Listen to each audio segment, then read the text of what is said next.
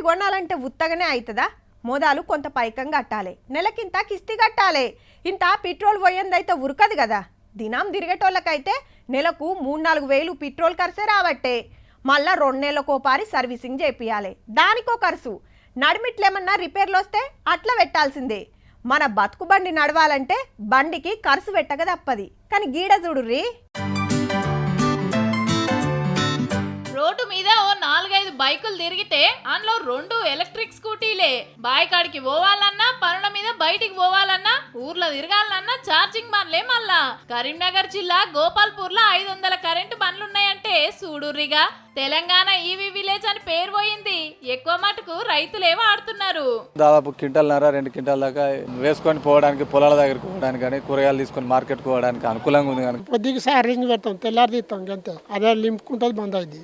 పచ్చి గడ్డి కొట్టుకోవడానికి, కూరగాయలు కొంచుకోవడానికి, పాలు కొంచుకోవడానికి, ఫ్యామిలీ పరంగా మన చేను కాడికి పోయడానికి, లేబర్ని ఎక్కించుకోవడానికి, ప్రతి ఒక్క వస్తువు పెట్రోల్ బండి ఎట్లా వాడుకుంటున్నామో అట్లనే మాకు సహకరిస్తుంది.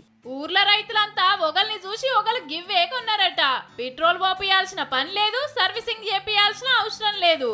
పొద్దుముకింత ఛార్జింగ్ పెడితే చాలు, రయ్యను ఉరుకుడే, సప్పుడు రాదు, పొగిడవదు. మినిమం 65 నుంచి 70 కిలోమీటర్లు కంపల్సరీ. కరెంట్ బిల్లు ఇప్పుడు ఫ్రీయే, ఇంతవరకు అయితే మాకు బిల్లు రాలేదు. 320-330 రూపాయలు వస్తుంది బిల్లు. ఒక 30-40 రూపాయలు పెరిగింది. దాని నుంచి 50 కిలోమీటర్ల వరకు సులభంగా పోవచ్చు, రావచ్చు. నాకు ఇప్పుడు ఎంత లేదన్నా రోజుకు 150-200 పెట్రోల్ ఖర్చు తగ్గుతుంది. గా యుద్ధం చేయబట్టి పెట్రోల్ డీజిల్ రేట్లు పెరుగుతాయి అనబట్టిరి.